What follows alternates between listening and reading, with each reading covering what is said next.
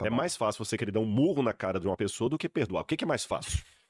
Se tem uma oração que o ateu possa fazer, é Senhor, que tu existas, amém. Porque se ele existir, é bom demais.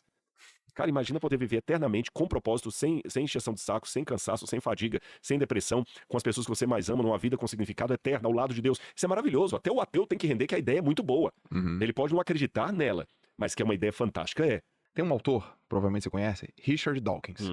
Deus, um delírio. Deus, um delírio. Eu comecei a ler esse livro. Eu li esse livro todinho. Eu li esse livro 2016, 2017 mais ou menos. Eu começo a ler Deus, um delírio. Tava voltando de Goiânia com a minha esposa. Pego o livro. Primeiro que aquela capa já me chama a atenção. Deus, um delírio. O cara, ele é um evolucionista, é um biólogo, pós-doutor em biologia. E ele começa a falar sobre Deus, um delírio, e assim por diante. E tem um trecho que ele começa a citar vários artigos científicos que ele fala sobre fé. Ele fala assim, olha só, pacientes em época terminal começam a orar, e não teve melhora na questão física deles, como prega a Bíblia, como prega algumas doutrinas e assim por diante. Em contrapartida, tem outros estudos que provam o contrário. E aí você diz aqui, ninguém escapa do viés. Beleza. Então, o Richard Dawkins é um cara que não acredita em Deus, ele é um evolucionista, ele escreve sobre isso, e você acredita em Deus e segue o dogma total. Como que é essa relação com pessoas que são totalmente opostas no que você acredita, totalmente opostas no que você escreve? Como é que é a tua relação na mesa? Porque eu já vi também você sentando e trocando ideia com a galera que não acredita. Como que você tem a minha pergunta é assim, como que você tem os ensinamentos de Jesus, que pede para ter, sei lá, honra, paciência, prudência, temperança, né, justiça e assim por diante, mesmo com pessoas que são absolutamente contra? Porque eu tô te fazendo essa pergunta porque a turma tá ouvindo. Claro. E isso acontece na mesa da conversa com eles também. Porque às vezes tem gente que é muito determinística, muito radical, e aí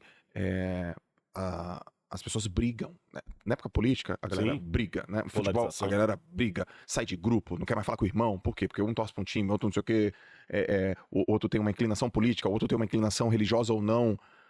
Eu dei o exemplo do Richard Dawkins, que é um cara que tem uma baita envergadura acadêmica, é um cara que vale a pena a turma minimamente pesquisar sobre ele. Você já leu. Mas como que você lida com isso? Na verdade, do ponto de vista humano, eu não tenho nenhum desses critérios que você falou de paciência e tudo mais, porque o ser humano, Santo Agostinho já falava isso no livro Confissões, a gente tem a tendência pro mal. É mais fácil você querer dar um murro na cara de uma pessoa do que perdoar. O que é mais fácil? Você tá entendendo? Eu falei, ainda bem que Deus não me fez forte. Se eu tivesse o corpo do Schwarzenegger... É pra cima. Cara, eu já tava preso. Você tá entendendo? É daí pra cima. Tá. É mais fácil dar um murro do que oferecer perdão. Tá. Mas existe um elemento que ele não passa pelo viés da instrumentalidade científica que chama-se graça. A graça me capacita a fazer algo que de mim mesmo eu não faria.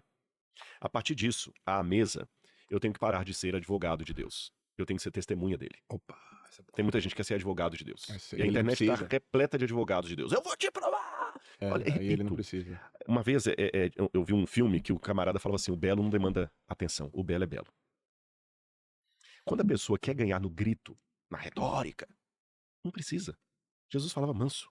É lógico, houve um momento que Jesus repreendeu lá os vendilhões do templo e a voz dele foi acima, mas foi uma voz com autoridade, não uma voz alterada. As pessoas confundem voz com autoridade com voz alterada. Muito bom. Esse é um outro ponto. Muito bom. Terceiro, eu tenho que amar a pessoa que eu estou agindo. Então, antes de ver o Richard Dawkins como um oponente a quem eu quero destruir para mostrar que ele é um ridículo porque ele não acredita em Deus, eu tenho que amá-lo como Cristo amou. Porque se eu odiar o Richard Dawkins por todas as bobagens que ele já falou sobre Deus, que realmente irrita, eu não vou bancar o bonzinho pra você, irrita. Quando tem um hater na internet fazendo um recorte do que eu disse, fazendo passar o que eu não disse, a minha vontade não é chegar e amar esse camarada, não. A minha vontade é dar um murro. A vontade de processar. A vontade de dar um cala-boca no sujeito. Certo. Só que, se eu fizer isso, eu estou dando o argumento que o ateu precisa. Que o cristianismo é apenas um delírio. O que Jesus falou é uma utopia, ninguém cumpre aquilo. Porque Jesus falou, nós devemos amar o nosso semelhante como a nós mesmos. Devemos perdoar o nosso semelhante como Deus nos perdoou. Não adianta eu defender a apologética de Jesus apenas com temas como Jesus existiu, a Bíblia tem razão, a Bíblia é um livro histórico real, a fé pode estar conciliada com a razão. Se eu ficar só nessas temáticas, tá, eu posso fazer uma apologética.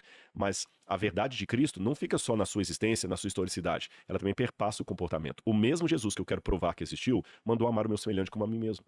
O mesmo Jesus mandou, se do fundo do coração não perdoardes, então se eu não perdoar aquele hater, realmente o evangelho é uma utopia. Agora, com relação ao Dawkins, quando ele usa as instrumentalidades científicas, isso é fácil de entender. Se a gente ficar preso apenas na questão científica, nós vamos ter um mundo muito limitado. Vou dar um exemplo dentro da área de esporte. Tá. Eu tenho certeza que você, principalmente por vir da área acadêmica, já publicou artigos com pareceristas cegos em revista indexada, eu sei que você já Sim. publicou. Você sabe que eu posso pegar, às vezes, 1, 2 ou 3 ou até 6 pessoas, como estudo de caso, que elas vão na contramão de tudo que você ensina sobre saúde. Uhum. O camarada tá fumando a vida toda, bebendo a vida toda, acima do peso e tudo mais, e morreu com 96 anos dormindo. É isso aí. Enquanto o atleta, que tava... Esses dias não teve um atleta que morreu de ataque cardíaco, que era um camarada super... e tudo mais? Saudável, corre e tal. Aí teve um... Aí agora eu pego esse velho de 90 e tantos anos, que morreu obeso, fumando, bebendo, comendo carne com gordura, tudo que não presta, e fala assim, tudo que vocês ensinam sobre saúde é bobagem. Porque aqui, ó, ele não seguiu nada do que vocês falam. E eu vou trazer na contramão alguém que era vegetariano, esportista, não fumava, não bebia e tal, e morreu com 35 de ataque cardíaco. E aí? Você, como acadêmico, sabe que esses dois situações que eu trouxe não é o suficiente para destruir anos e anos de pesquisa acadêmica e tudo mais. Então, da mesma maneira, fala assim, não, isso aqui é uma bobagem, porque olha esse caso aqui, não aconteceu nada. Onde é que estava Deus? Onde é que estava Deus em Auschwitz? Onde é que estava Deus quando minha mãe morreu? É a pergunta eterna que todo mundo faz. Ele estava no mesmo lugar em que ele esteve quando o seu filho morreu na cruz do Calvário e ele não fez nada para intervir. O que nós temos que entender é que estamos num parênteses na história desse mundo, um parênteses na eternidade. E até que ele volte com poder e grande glória para restaurar todas as coisas, vamos continuar envelhecendo, morrendo, tendo decepções, tendo perguntas não respondidas. Mas se eu tirar a certeza de que essa vida é um parênteses, esse é o problema, a diferença do ateu para o crente. O que eu considero um parênteses, ele considera o todo.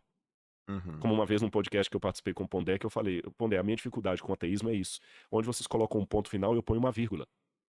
Certo. Que a ideia é o seguinte, não, a ciência não me dá todas as explicações que eu preciso, mas as únicas explicações que eu quero são as da ciência. É muito bom. Então você vai acabar ficando limitado mesmo. Aí é ponto final. Ponto final. Eu dei até um exemplo lá, olha, se eu tiver com câncer agora terrível e procurar um hospital de Limeira, que é perto da cidade onde eu moro, e o médico fala assim, olha, nós vimos aqui que você está com câncer assim, assim, assim, assim, mas infelizmente nesse hospital nós não temos recursos para tratar o seu câncer. Bom, eu tenho duas opções. Eu posso procurar um outro hospital mais especializado, quem sabe a Unicamp, ou o Einstein, algum outro assim, ou eu posso ficar na porta do hospital de Limeira esperando a morte chegar, porque o médico falou que ali eles não têm nada o que fazer por mim. Certo. Na comparação, com todo respeito, a visão ateia, para mim, ela é muito limitada. Por que ela é limitada? Porque ela é um hospital de Limeira, que fala para mim assim, olha, eu sei o como, mas eu não sei o porquê. Certo. Eu sei como a pessoa cresce, mas eu não sei como a vida se desenvolveu. Tá certo? Eu não sei por que leucemia ataca a criança. Eu sei como ataca, mas eu não sei por que ataca. Eu tenho dentro de mim um desejo enorme por eternidade. Até eu brinco, se tem uma oração que o ateu possa fazer, é Senhor, que tu existas, amém. Porque se ele existir é bom demais. Cara, imagina poder viver eternamente com propósito, sem encheção de saco, sem cansaço, sem fadiga, sem depressão, com as pessoas que você mais ama, numa vida com significado eterno, ao lado de Deus. Isso é maravilhoso. Até o ateu tem que render que a ideia é muito boa.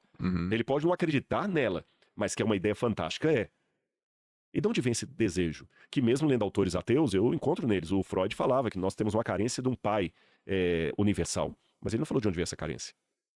Se o seu organismo está com a falta de vitamina C, você fala o seguinte, olha, você precisa chupar laranja ou limonada ou tomar pastilha. Por quê? Você está com falta de vitamina C no seu organismo.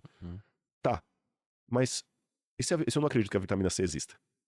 Você vai falar assim, não, mas a vitamina C existe, mas eu não estou vendo aqui. Como é que você sabe que a vitamina C existe? Porque se no seu organismo existe a carência daquela vitamina, é porque ela tem que existir em algum lugar fora dele, senão não faz sentido a carência por algo que não existe. Se eu tenho a carência de Deus, se eu tenho a carência do transcendente, se eu tenho a carência da vida eterna, mas nada disso existe, de onde vem essa carência? Carência do quê, se ela não existe? Eu quero ser curado do câncer, mas a única coisa que o Hospital de Limeira me fala é que eu tenho esse câncer e que eles não podem fazer nada, aí como ateu eu vou ficar na porta do hospital esperando a morte chegar. Mas o crente não, o crente vai além da ciência. Ele vai buscar em outros lugares, já que ali não oferece aquela resposta. É por isso que eu sou acadêmico, eu me pauto pela ciência, mas não me limito a ela. O ateu se limita à ciência. E a história da graça, né? A graça que vem de estado de graça, é um outro nível de percepção, né? É diferente de um obrigado, né, Rodrigo? Sim, é diferente, é diferente. Quando eu falo assim, obrigado, Rodrigo, é uma coisa. Quando eu falo gratidão, Rodrigo, qual que é a diferença? O que mudou? É interessante que até a palavra graça em grego, charis, ela é muito mais profunda do que simplesmente isso. Charis é um favor imerecido. Um favor imerecido. Alguma coisa que foi te dada acima do que você merece. Você sabe que você não merecia aquilo. E foi te dado. E mais, foi te dado graças ao sacrifício de alguém. Então, vou te dar um exemplo. O atleta, quando ele tá lá nas Olimpíadas, ele ganha, e aí ele pega aquela coisa que os repórteres vão entrevistar. Olha aí, como é que foi? Você é campeão olímpico de tal modalidade. Certo. Aí ele chorando assim, ou ela, às vezes é uma mulher, um homem, chorando, pega a medalha. Mãe, beijo, mãe, essa medalha é sua, mãe. Essa hora que sacrificou pra eu estar aqui, mãe. A minha mãe merece isso aqui. Uhum.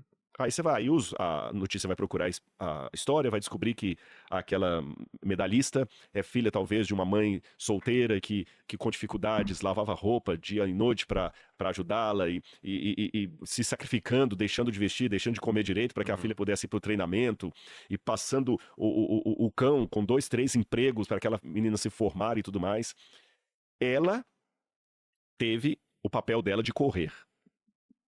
Então ela fez a parte dela. Certo. Mas a parte dela só foi possibilitada graças ao sacrifício daquela mãe, que hoje está acabada, sem saúde, não arrumou um segundo casamento, nem preocupou com o lado do coração, se sacrificou pela filha. Uhum. E a filha, no meu exemplo aqui, reconhece isso. Então, Cristo morreu na cruz do Calvário por nós. Ele se sacrificou. Ele deu o seu sangue. E a partir disso que Cristo fez, é que eu tenho a condição, voltei agora ao primeiro versículo que você leu, de correr no estádio a carreira da fé.